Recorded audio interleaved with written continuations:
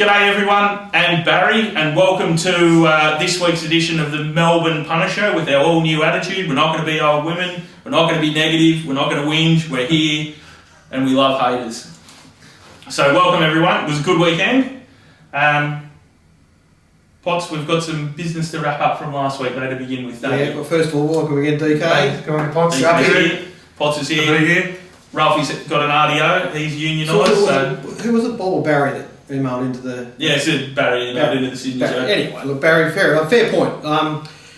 Last week I did fire up a little bit because I incorrectly assumed that Gator was having particularly a shot at Ralphie, and that was wrong. So it's a credit to Gator that he reached out to me in a very decent and gentlemanly manner, and we communicated with each other, explained exactly where he was coming from. He was sort of probably thrown a bit of a hospital pass at 6:45 in the morning, and he just gave the best answer he could at the time. But he certainly wasn't thinking about us or any of our subscribers. More importantly, I've got a thick skin. I don't mind really what anyone says to me, but I do get a bit defensive if I feel that our punters, who are really, really keen racing people that love betting and love analysing things, and if they think there's a good ride, they're into that, and they think it's a bad one, they'll say that also. So, but that wasn't the case. It certainly wasn't aimed at us. I think the use of the term mug punters is a dangerous one for anyone in the media, but that's up to Gator. He can do what he wants. But I'm now completely satisfied that it was, we weren't in the firing line there, and my petulant comments were misdirected. So me and Gator are all square, and in future, if I've got any issues, I've got his number, I'll call him, and vice versa. If I say something he doesn't like, I'm sure he'll give me a shout. So, I do want to say about the boys, about Gator, I've always enjoyed his work on Get On. I often find the same horses as he does. It's obvious that he works hard, and him and the other boys, Brendan Tupper and Kevin Casey and some of the other boys at Best Bets, I can only admire the work they do, given the deadlines they have to work to and doing form off noms and things like that. They really do a tremendous job. So anyway, that's that part of it. And from the point of view of our subscribers, I just it's an aside. It's not none of this is directed at Gator. I've over the last few years got to know quite a lot of our subscribers really well, and to a man, they are really intelligent people. Often they because of their other professions and things they do, they haven't got time to do all the form they like, so they like getting a bit of my sets or whatever other products they like to use, and every one of them's sharp, intelligent. Some of the input from them in the chat room, in the last week I've communicated with Benicio directly, a terrific fella. There's Cliffy, and he's always got good stuff. Yeah. Good stuff to offer. Overlay, it's tremendous. There's one guy there, I don't want to, he only posts under his mobile number, I don't want to say it, but he provides us outstanding information from the course? Might not be from the course, but he gives us strong advice as to what betting moves are about to happen, and he is right every time. To that particular contributor, if you want to talk to me directly, I'd love that, and we can email. So whether that's you want to contact via Juppy's Twitter, or next time you're in the chat room, just let me know it's okay to get your email off the boys at Top Better, and I'll shoot you an email directly. But I really appreciate your input to the chat room. MT, I could go on. There's a whole range of guys, and there's a heap of them there. There's a lot of good boys in there, and girls. There's a lot of people in there that put in a lot of effort. That we're all on board. We're all there doing our best, and everyone's sort of contributing, and it's a fun environment, but it's also there's a lot of really good information in there. Absolutely, and from my point of view, it keeps me on my toes, because I know if I put out anything that's not up to standard, they will be all over it. So you've got to be up to scratch, otherwise, you're going to get found out. I was and good on David Gately, for he did get on the front foot. He came out, he sorted Potts out, and set the record straight, and he's really gone up in my estimation. Handled it beautifully, Gator. He did, yeah. So that was really good. Caulfield Saturday, boys. I think that was the best that track's played for him. Just typical Caulfield, wasn't it? Normal, and then just a tad away from the rail late in the day. It's just how we expected to play. Yeah, but the mainstream media didn't hear any of them rapping the curator though. Oh, the boys at Caulfield, but I mean, there's been one anomaly in the last year. Yeah. That was Caulfield Guineas Day, which was just one of those mysteries. But that track just plays week after week. Yeah. They're a tremendous. Yeah. Jason Kerr is the outstanding track manager in the country. We've got a lot of other good ones, but he's the leader of the pack in my view, and his team, they just do a great job. Yeah, agree. Yeah, so the track was perfect, and there was some really interesting racing there. And if only we could just match up. Bit of communication between Victoria and New South Wales would have been nice to keep the races apart, but other than that, the half an hour gaps, like I went to Yarra Valley and they suited me perfectly, so I managed to squeeze in seeing Winks and whatever else I needed to in Sydney, but other than that, it was a really good day. So yeah, we'll cover the 30-minute gaps a bit more shortly, but anyway. Which race do you want to kick off with, boys? I want to kick off with a winner, Falago. Yeah. You found it, Potts? Well, I didn't. On form, it was hard to mark. It was. It was a 50-1 chance on form, really. But obviously the main talking point of Saturday was the Weir stable. It was just outstanding. And the thing I really want to say about that stable is when they've got one right and ready to go, I absolutely admire how thorough they are, and they get their tactics right, they walk the track, they get everything right, the riders are given fantastic instructions and latitude to put themselves into winning positions, and they hit the mark so regularly when when the money's on, because they are so thorough. So I mean, you can only admire a stable that because a lot of the other stables are missing those tricks. Yeah, it's interesting you say that. It shows on big days like Saturday. I mean, he could have trained the quaddie. Yeah. And out with Pimple more luck. As well as having 5 winners on the day, and they've all gone terrific. Yeah. Most of them haven't been gutted either. Falago was so strong late, really strong. There wasn't anyone running past him. He did that last prep. He jumped a bit further this time. Like his runs this time haven't been much good at all. Last prep he was sort of building, and then he made a really good jump to win a Saturday race at Flemington 3 wide without cover. So. But he did hold that form after that, so I think we can expect a couple of additional good runs from Falago. You had to add all that in. If you just looked at his Flemington run, there was no way you could be on. I looked at it again, I looked at his mark and then the improvement. There's no way you could see him doing that at Caulfield, just picture it. But Potts is adding the betting and the fourth up and the a bit of a grand final day, Weir's horses are all ready to go, all stakes day. Add that into the mix and the weight drop. Oh, all those stables like that, and my bent in that race was I was looking to get Tashby beat. So as we said, it cheated to win at Flemington.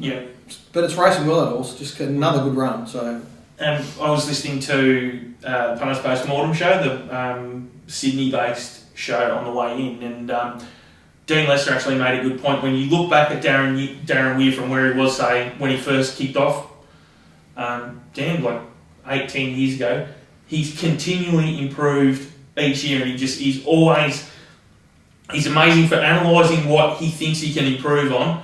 They thought they weren't winning enough races because they were tactically inept, so they went and got Peter Ellis on board. If there's improvements that need to be made at the farm, like last year, went and got a Water Walker. But it's more so now. I mean, he's been doing all this. Yeah. Bloody homebreds. Yeah. I saw him at the Magic Millions 2 years ago, and I said, "What have you done, Weary?" He said, "2 deer for me up here. Doesn't pay more than 50 for a horse." But now, look at him, he's getting all these WA horses, another one he's going to let go this week, Perfect Reflection. Yeah. He's getting the cattle now, it's just the juggernaut's just going to get bigger, as well with all the well-oiled machine that it is as well. The only thing that might slow him down a little bit is if the Warrnambool Council get their way and shut the beach. But I think the Warrnambool Council would have to be very careful there, because if they do, I'm tipping the stable will pack up and move town, and there'll be a few others that go with them. Well, passionate racing people down there. Yeah. The local, even Dan T and the federal member down there is a racing man. Yeah. And you also meet the Warrnambool Carnival, and passionate guy like Des Roberts, who's chairman of the race club. We've sent him. I'd love him to go into bat with any racing issues. He's a beauty. Well, surely, like for whatever tourism they get, the racing industry down there surely couldn't let it. And you try to take on the biggest stable in the country, or second biggest stable in the country. Or Dennis Napthon or someone will step in. I think he's on the same path that Chris Waller was. He's just a few years behind. Like Waller started with, whatever he could get his hands on, and won a few big races and started getting better horses. Then he started buying all the overseas stayers, and as Mark pointed out so beautifully in that article on yesterday, just completely dominates everything at 2,000 metres and above in Sydney. Well, that's why I reckon Weary's better. I reckon to me, because you don't see Weir horses doing what Burning Front does. Sit 3 deep outside the speed like Tuscan Sling does, or take off at the 600 and gut 'em, get everything else chasing like Mahuda did. And that's it. Weary can do it from 1,000 to 2 miles, where Waller's in his own from over a mile, and they're all want to be strong late and everything like this, looking after the horse. I reckon Weary's going to be remembered as a better trainer, in my opinion. There's only one thing I'd like Mr. Weird to be able to do that he could help the punters a little bit more by if he actually had the trials and jump outs where we could actually see him. Would give us a bit of a leg up. That's not just. I'm not on all of a sudden on Team Weir. He's an extremely good trainer. You've got to really understand that stable. Yeah. It's a stable that does run hot and cold, and the money is a very strong signal for that stable. So, for the last month they've been very quiet, and but all of a sudden the signs were there that things were going to turn around Saturday, and boy did they turn around. Well, there was even Friday night you sort of got the signal. There was a couple of his there that had the itis a little bit late, and you knew that you were in a bit of bother there, but the market certainly does tell you. Well, it's an indicator. It's not everything. No, it's part of it. The second was won by Risque Boys. You found it, Potts, again? Yeah. She's a nice filly, and I think she's going to win races here. The 3-year-old fillies here are vulnerable, and she's got something to offer. She travels nicely in her races. She won that race on the way through there, so that wasn't. I hope it wouldn't. The race wouldn't have rated that well, but the slow finish and everything, they've gone pretty hard. It was a big dance when he had Couple Skelter. He needs a 9.55 around the Velvet that horse. With the slow, he's picked up slow horses, but as you said, just kicking off. Yeah. They're going to Miler, so I think D Lane was pretty happy he picked it up. Yeah. It hasn't. There's a maiden horse ran 4th, beating a length and a half or something. But so I don't know about that race overall, but that horse obviously moving forward. Yeah, should be competitive in everything. Yeah. 3-year-old filly wise. Yeah. Race 3 was the Group 2 Blue Diamond Prelude for the fillies. Now, it was mentioned yesterday on RSN about why do we have the difference Group 2 for the fillies and Group 3 for the mares, for the boys. From a punter's point of view, do we care? Well, so they've rated it completely identical. This is amazing about these 2 races. They've been run at exactly the same tempo, come home at the same tempo, rated virtually the same figures, and there's a difference in that. Breeders. Yeah, and it's the breeders. It's all it's doing is looking for a catalogue page down the track.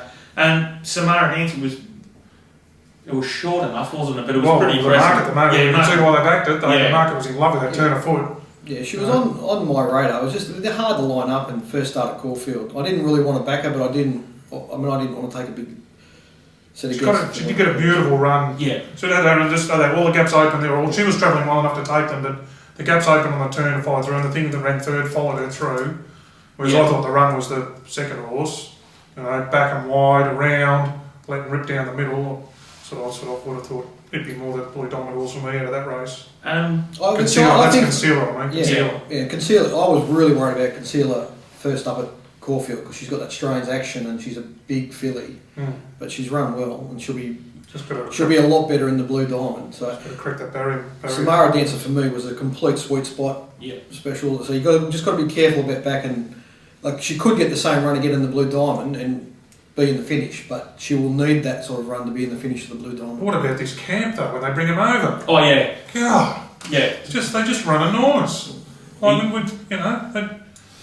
must be a great trainer. Just whatever he's got, bring him over. He brings the right horses. He doesn't bring them over like Weir when Weir goes away, Magic Millions or Hobart. Yeah. No, they're not here to make up numbers. They're not here for a market tuned right in on Saturday. So you've done it enough times. Yeah. More often than not with the stakes, what I do when I'm doing the form is I try and get a second opinion off Vince. Vince seems to have a great handle on where that Adelaide form fits in when they come across. For those that you get RSPs or Vince's stuff, his input on those Adelaide stuff should be taken real significant note of. Yeah, for sure. Are any of those 2 a chance in the grand final? Concealer? I like Concealer. Yeah, Concealer will be for me. The chances are they're second and third. They're 3rd and 4th picks behind the 2 price males, but they're on the same price. So I'm more Concealer. I think the late strength, what is generally a pressure Blue Diamond.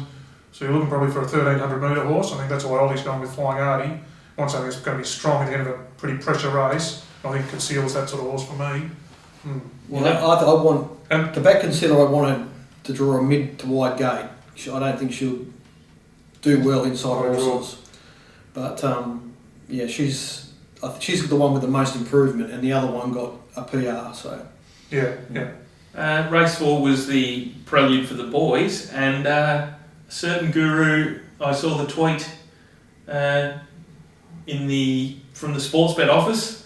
GT. Oh yeah. The quote came out. That's the best 2-year-old I've seen since Redoubt's Choice. So that's the guru. Oh, from the guru. That's a big statement. Smartest blokes going around the I'm guru. guessing that's Jared too. Yeah. Should not be out. So I'm sorry. Just guru. This the guru. Yeah. I'm sorry. Very highly respected that the guru. Best 2-year-old since Redoub's Choice. And Ollie must have listened to him. Well, he just jumped, sat. It was a good ride by Ollie. Just didn't overtake him. Just slotted him in, and it was fresh and wide. And then picked up the horse. The Hawks horse gave a real good kick.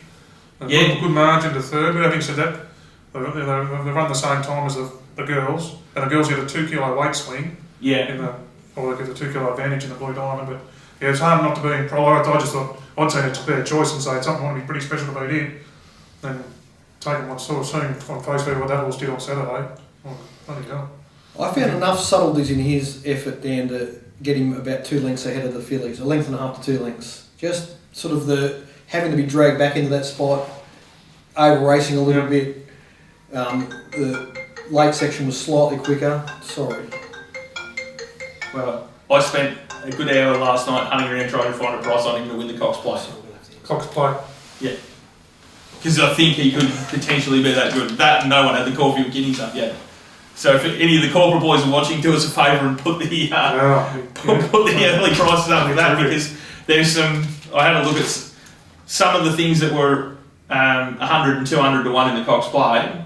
Well, even after having one run, I think he'd have some of them covered. So it's he was super impressive.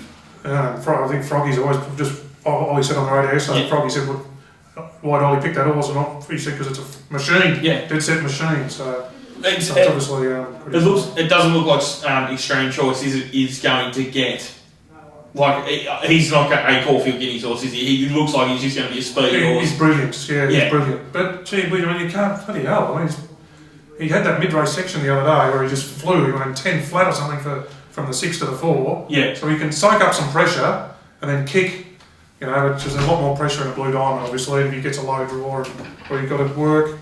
Obviously, he could be vulnerable late, But these horses finishing over the top. And race 5 was the Rubiton, and Caitlin Mallion got her first stakes win as a senior. Potts found this again. Yeah. Well, it's the formula, isn't it, Dan? Fit, forward, and in form. Yeah, we spoke about that last week. Weight drop, everything. But I mean, honestly, I couldn't have imagined Heatherly going that good. Like, I just don't. It's sort of. She's gone that good. I'm not sure what to make. I mean, it's just she's. Oh well, did she go? How much better did she go than her previous win at Flemington? I wonder, because I'm wondering where that leaves Almighty Girl. No comparison. She's just been let run there, and that's how fast she can run. Yeah, it's. I mean, Politeness was in traffic on the turn when she was sort of skipping away. Probably maybe the margin was a bit flattering there, but she's run the time. Yeah, she's just smashed the clock. So, and that's the Heatherly we always thought could have been after her first or second start at Moonee Valley when she then had been teaching her to settle, and there she paced herself the other day with Copeland and Bushka. On raw numbers, that's the sort of that means you're going to, if you can repeat that in an Oakley Plate, you're in the finish. Oh, no doubt. So it's sort of it's a bit. I didn't have her pegged as that good, so it's. You're going to have to see another run out of her to get context out of it. But wow, I mean, at the moment, if they went into an Oakley Plate, you'd have to consider her a live chance. And the third was Just a Bullet, boys. If Brett Kavanagh drops it back in class and takes it back to the country somewhere, like it's only performed its SP at 100 to 1, so. Well, that's the only thing she brained them, and then Politeness probably should have finished a bit closer. Sound return. Then there's no margins from 3rd to 9th. They were finishing a bunch. Husson Eagle was a miss. I don't know if there's much in the rest of them. A Clear Choice was a bit disappointing. That's one of the Phillip Stakes ones that hasn't really turned out. But I don't know. What was Tried and Tide sort of heavily in the market? Yeah, I could remember backing distance and all that sort of stuff. So he's been well backed in his past couple. 1400 back to 11, throwing the blinkers on after 30 starts. Seemed strange to me. And race 6 was the Autumn Stakes where Mahuda hung on. Well, this is where the Peter Ellis, the jockeys, they get together, they work out their plan, and it was just perfectly executed, I would have thought. Yeah, I totally agree. I mean, there is a school of thought around that Brad went a little bit soon and almost got nailed by the filly, but we've talked about this a lot on the show.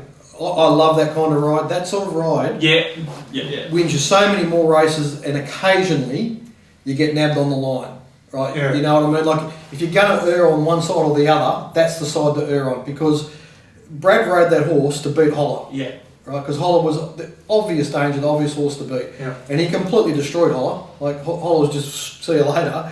And, you know, the filly shooted into the race, and she's run extremely well. Yeah, she's nice. And, she's nice horse. Yeah, that's a career best for her, so that's a good pointer to a good prep. But He made it really hard for all the resumers like Tarzino, which that was the other point. Yeah. Beat Holler. But the thing was, when I sort of looked through the sectionals, he ramped it up to the 600. 600's where he pushed the button, but from the 6 to the 4, he ran the same section as he did on Burning Front.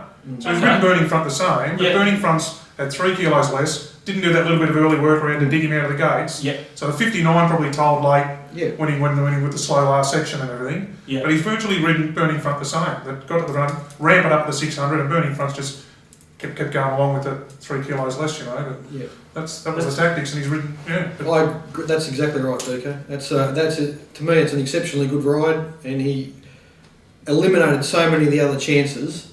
And there was only one other alternative in the end, and that's the horse that shredded into the race. Yeah. So, I mean, geez, that's the way. If you've got the technical speed and the fitness to do that type to own races like that, you'll win a lot of races. So, and just back to the training of this horse, I mean, it's just Yeah. incredible. Keep this horse up and then up to the Gold Coast, then back to 45 days or whatever it was, 35 days into this meeting. Yeah, and Warrnambool back to Ballarat. When you think about it, he put the blinkers on at Kyneton. This is back in... I remember it well. It's all late September, early October. Come to Caulfield, and Holler started... Well, I really had a serious bet on Holler, and Holler had him dead to rights and just couldn't get past. So now, since then, Holler's had 1 or 2 more runs, a spell, come back with a weight for age win, and Mahuda's been up the whole time. It's won the Sandown Guineas, got up the Gold Coast. Just put him to the sword. It's just... So, here you going, Holler. He said at the 600. Anyway. Race 7, boys, was the CF4, which was... It was an interesting beginning, wasn't it? Because they found that when you run 18, because the stewards allowed you, and you've only got 40 yards behind the gates there, it's hard to put 18 horses behind the gates there, and it finished with Mourinho getting the double barrel kick to the guts. Manny wasn't happy about that, but man, he's jockey. Said the horse seemed alright, but anyway, it was 100 to 1 chance or something. We'll move on to the chances, but Jesus, it's a good race, good runs, genuine race. Yep. And I thought the biggest run was the Turn Me Loose. Yeah. I mean, there's a Cardinal, you know, he's worked up that hill at Caulfield. Yeah. You know, then he hasn't settled. He's been nabbed, he's set good tempo, been nabbed with 70 to go. I mean, just great come on run for it. He's got coming up. Put it on for a lucky hustler. It's a midfield with wanting the tempo on, so. But the market just nailed it, didn't they? Pretty much. They were the 2 horses. I can't remember what price I marked Suavito, but I probably marked it $67 or something, or long.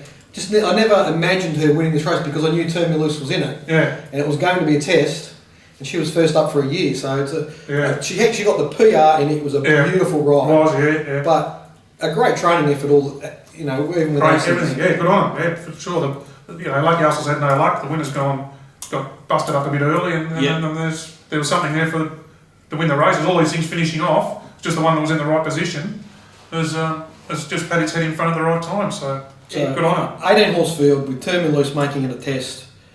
I would think there'll be, you know, the format of this race will be fantastic. You want to track these horses through their prep. I mean, obviously, where they, you know, fit for them, what races and everything is to be seen. They might all front up again, but this is a great platform for all of those horses. We've seen in Melbourne a lot over the last few years. A lot of these type of races be run double slows. Yeah, double, and they're just barrier trials, and they just it destroys the preps of all those horses. But they've now got a platform to really do something, a lot of horses out of that race. It was either the doubles I had that get busted up by the cleaner. Yeah, It was one or the other. It just wasn't one of these races where all these horses have enjoyed it. You know, for Happy Trails and that, finally he gets to hit the line, and Fenway and these things. So even though the beaten margins weren't great, like I'm just having a look here, and like Mourinho's run 17th after getting kicked in guts, well, he only got beaten 5.7. It was probably his whack. So they're saying the horses. So even though they were bunched, we're still saying this is going to be a good form race, and obviously the people, the general market's probably not going to say, well, the beaten margins were. We know how good Termy Lewis is. We know how good Lucky Hustler is. We know how good a lot of these others. I've got no problems with the margins were that big there because it was generally it's a genuine race. Just back to Luke Curry. We've been talking about jockeys owning races and things like that. And just watching him in the bush, he's been riding a heap for David Hayes, and he's been riding really well. And just there's no surprise to me that he's come out and won another Group 1. There was a race.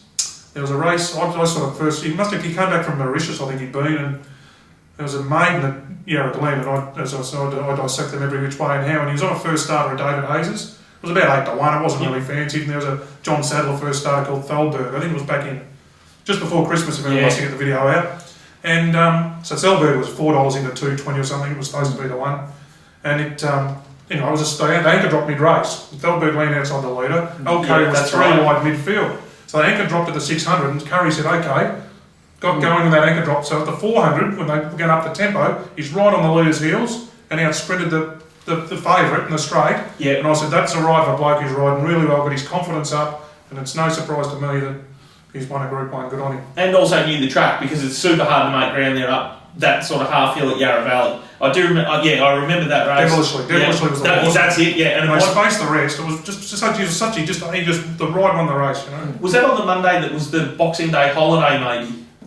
Was it that, or was the meeting before? The week before, yeah. Anyway, but he's just good on him. And they said there's a good bloke stakes, he's right up there, so... And how's it going on the leader, Dan? Or outside or controlling type? Well, I don't know. He's not. No, he's more a patient rider. You wouldn't see him up the top. I'm just trying to think when he's let him in. I wished I backed him one today, I think, which he's probably ridden a little bit quiet, but no, I'm I found him one tomorrow. Oh, it's right. Probably going to be outside the lead, and I'm sort of not even completely comfortable with him outside the lead. Could be right, yeah. Well, and he has been a little bit stiff. They had him on the radio earlier today. He rode Makybe Diva and had the chance to go over and be the number 1 rider for Peter Moody, but decided to stick with David Hall, who then up stumps and went to Hong Kong. And I think he also had something to do with Black Caviar early doors too, so he sat on a couple of good ones. Yeah, he's always been one of the most talented, but it's just his issues as young blokes do, and not probably, but he just work ethics and things like that, and travelling overseas and good times. But he came back this trip, I think, and he just really came back and switched on, and then rode Magnapel through the spring and things like that. He rode Magnapel beautifully every ride. Yeah. I'd just say that winning that race there on Saturday with such a good ride will do his confidence no end of good. So if he had to win that race, I might be more worried about that race tomorrow, but I'll be probably inclined to give him the benefit of the doubt. Back a bloke who's just won a Group 1. Yeah. Race 8 was the Carlyon Cup, Burning Front.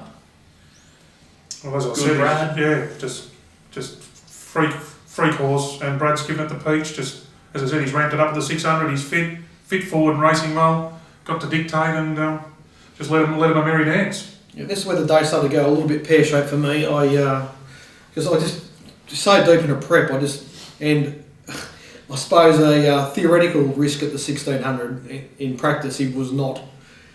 Tried to bet around him, and just too good. Yeah. Too good beat Brad Willer, too good D Weir. So yeah, the horses are freak. I mean, we said on the radio that they said, 20 to run this prep, and he said, it's just like he's just come into work. Just bucks his brains off every day. When I look back on the 4 horses I backed in that race, geez, they were a hollow set of animals. Sometimes you wonder about you look and you say, what were you thinking, really? There's a rock solid horse that's ran 20 consecutive good races. He was always going to run well. It's a really good win, nice win. Yeah, Mooney Valley too. He was under the odds early, in the Wednesday, Thursday, Friday betting, but he got out to well and truly a backable price on Saturday. Yeah, no, I can't see him after that run. He's going to be winning. He'll be winning again. They'll find the right race for him. I mean, unless they step him up in class, but he's had 2 virtually soft kills. Really, I mean, it's just perfect to keep him going. And will they get him to Warrnambool to make it the 12-month Well, I would say he's not going to take me out of work, not at this stage. There's a good chance, only 2 months to go. How many other blokes that are still up from Warrnambool? There's not too many of us. Booking supervisor from Sydney. Race 9 was won by Tuscan Sling and beat Ascadelia. Well, it's just another really good ride, and they just positioned her in the right spot. Got a nice tempo. Yeah. The pattern probably late in the day, and then come down the middle. But sprinted really hard, and she's a winner. She's a winner, isn't she? You've got plenty of talent. So, I mean, I marked her third pick, and she got out to a backable price. So what put me off having something on her is she paraded. She went mental, but she always does. So in hindsight, that was stupid of me because she just she does what she always does. Yeah. She just goes a bit crazy, and they have trouble getting her on the track and in the gates and everything else. And the backing for Tuesday just really put me off stride. Sometimes a horse like that just gets in your head, and I thought I'm not backing another horse here and only to have all of them beaten by Tuesday. I mean, I targeted the map there. Didn't know it was going to have the soft lead, which it did, and ran out well. But Tuscan Sling was too good, and Ascadelia went super. Man, she just, as we said, she was a little risk. She was going to be a little risk first up. She was ever going to be risk. Was going to be first up, back barrier 9 of a moderate tempo, but she's hit the line really strongly. And in hindsight, I was happy backing her. I think taking 380 there and said that wasn't a bad idea. It wasn't a great idea, it just wasn't a bad idea. No, you just wanted it on your side. Yeah. What about Shakespearean Lasso on the back up there? She had a bit of very different scenario to what she had the week before, didn't she? Yeah, I backed her off her win at Sandown when she controlled the 1200. He should have let. He should have let. He should have crossed Tuesday. They weren't going quick. No, and if he kept her going the same speed she went, she had a fast run 1000. Then he's sitting outside wherever he sat up in a slow run 1200. It's just no wonder she got out sprinted. She didn't get beaten far. She ran okay. I think she didn't get beaten at 1.8. I think it was Jumpy might have been. 0.5. Oh, who was that? Who got beaten? Shakespearean Lasso. I got 3 lengths, 2.5. 2.8. 2.8. Anyway. Boys, we're getting into some better racing down here in Melbourne, which means that we're also getting into some of the top tournaments that are coming up. There's tournaments happening every day. They start from as little as $2.50. There's the Tuesday night mixed rebuy frenzy tournament tonight. That's $2.50 to go in. There are $1.25 rebuys, and you can have 15 of them. So you have plenty of shots at the stumps. But coming up this weekend, there's the $25,000 Lightning Stakes Day tournament, and that leads into the big $100,000 tournament on Blue Diamond Day. And there's tournaments during the week that you can win your seat at the 100K tournament. And the big one coming up is... They're going to go big in the championships, aren't they? Then there's a $250,000 one during the championships. So you know that come Blue Diamond Day, the big boys will be coming out of the woodwork to play in that tournament, and even the 25K this week. I'm sure there'll be a decent field. As we saw in the golf, the last big tournament, the Magic Millions one, and just got to, anyone can win.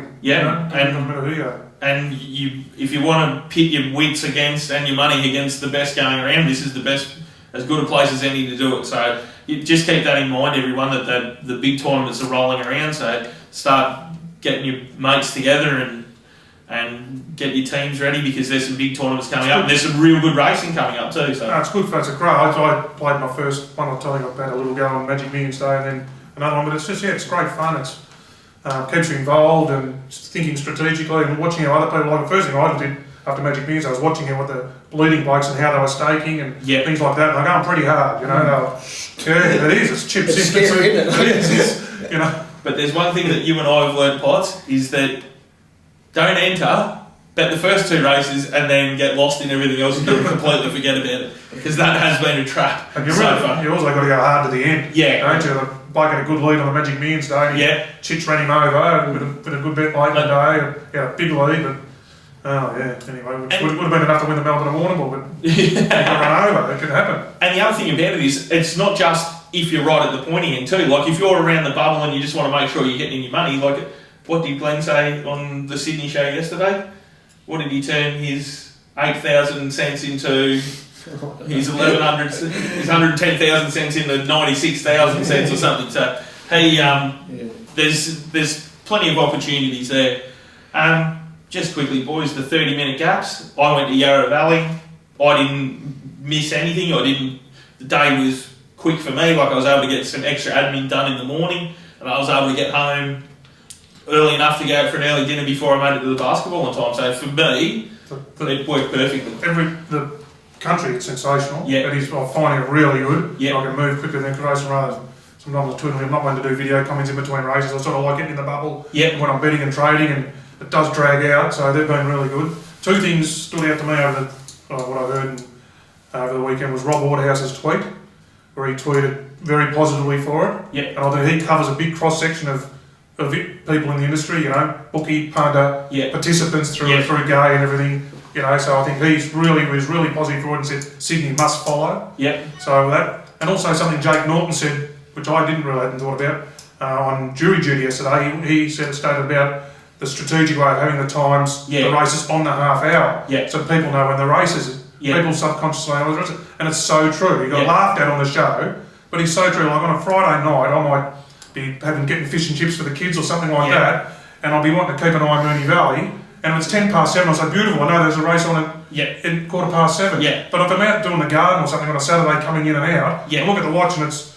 1:43, I've got no idea when the next Melbourne race is on. Where I'd say, well, beautiful, it's on at 2 o'clock, I've got another 10 minutes and I'll go in and get a drink and sit down. It rings so true. Yeah. That people we know there's a race every half hour, you can gee up for it and things like that. I think that's what they're trying to own. If you can get that, sure. I think that's that is an important element in my opinion. The thing that needs to change, though, and you were onto this early, Potts, is that today's another example. There's two gun-up meetings in Australia today, and both are running their first race at 1:30. Like, guys, get together. That's ridiculous. That's 1:30 and 4:30. There's two places. Yeah, it's like, what are you doing? Well, my criticism here is I'm not sure about the 30-minute gaps on Saturdays because there's just the space is so full. You know what I mean? Like, I think it's always going to be hard. But anyway, if they get Sydney on board, fine. It'll be much better if they're operating on 15-minute intervals. Absolutely. Yeah. Others can please themselves. I think that'd be workable. But at the moment, it's a nightmare because the races running into each other because there's no agreement. So I think that the easy way out is to say we're doing this and we don't care what everyone else does. The hard thing to do is to actually argue for your point and argue until you get it across the line with everyone on board. I think they're creating a lot of aggravation and conflict because they've taken the easy way out, in my opinion. Yeah, by doing it without, making the argument with the other controlling bodies and the tab and whoever else. And because every other day, I think it seems to be across the board, everyone's enjoying the half an hour gaps on the normal. Absolutely, 6 days a week. 6 days a week. It's just Saturdays. It's a real problem. And I'll be back out to 35. Which is what Barry Collier, who's terrific on Twitter, a historian or something. Yeah. He's got all the old race books. Good are they? Anyway, he threw one up last night from 1988, or at the top of the All Stakes or the Lightning Stakes. There were the race times. It was on the 5 minutes. Sydney 1:35, Adelaide 1:40, Vic Provincial 1:45, and so on, and Melbourne on the half hour. But they were 35 minutes apart. It was just. Jesus, that looks so easy and everything. We've made it absolutely ridiculous. We've made a mess of it. You know what else I noticed about that tweet, Dan? And the picture that he put up of it was the bicentennial meeting at Canberra because the Queen was out for the bicentenary. The race book is exactly the same now as what it was in 1988. It's literally the same format. Nothing's changed. The only thing that's probably changed now is that they're $6. So I listened to jury duty yesterday as well, and I would say that Jake made the point that the 1:30, 2:30 is really helpful to them targeting new people in the sport. But at the same, you can't lose sight of the existing audience. And if you keep going with what you have for the last two Saturdays, you're going to lose people. So I mean, there's got to be a balance there, and that's the key there is getting Sydney on board. This is worrying sign, Potts. You're agreeing with Matt Stewart. But it is. And then when they started talking about the other three panels, started talking about some of the issues that particular to Saturday, and Jake just didn't want to listen. All I had visions in my head of were the bloke on Monty Python that had lost both of his arms and his legs and was sitting there and saying, "Come back and fight like a man." You know what I mean? Like there are massive problems. Everyone's read, but it's because it's such wide opinions, wide opinions on it. And Jake he's the MRC guy. Yeah. The other guys are always going to have a crack at him, Matt and Michael Lynch. So I thought, well, I agree with what you're saying. It was painful. It's painful radio there for about 10 minutes. Yeah, It wasn't when I was going back and forth, but anyway. Anyway, they've got the Saturday. I'd be. Has there been an announcement about Flemington Saturday yet? Or was it still? No, not yet. I think they'll do. There's a meeting this afternoon. I think. Sound like They they said the VRC are keen to do it, but not on these three. Keen to give it a try, but not on these after these next 3 Group 1 days. So what I've got in the back of my mind is if this was to say now we're going to do it for the next 2 months. Right? On Golden Slipper Day, at the moment, the turnover's really being affected on the away state. So for you know what I mean, like in New South Wales, the turnover's down on Victoria, and vice versa, right? Yeah. When it gets to Golden Slipper Day, and the meeting here is a pretty run-of-the-mill secondary meeting, and everyone's just got whatever channel the Sydney races are on, I think Victoria would suffer significantly. So they just want to get it sorted out before the focus is on Sydney. What I think they should nearly do is go, okay, well, if Flemington don't want to do it this weekend, go right. Anzac Day is a Monday this year. Start it then. Let's run it all through the winter. Do it for 3 or 4 months during the winter because it's going to be perfect during the winter time. And then let's have a look at it after that. And that gives us also some time to sit down with Sydney and say, right, 15, quarter past and quarter 2 are yours, and let's work the rest of it around it. That's it for part 1, guys. We'll have a 30-minute gap and we'll be back for part 2.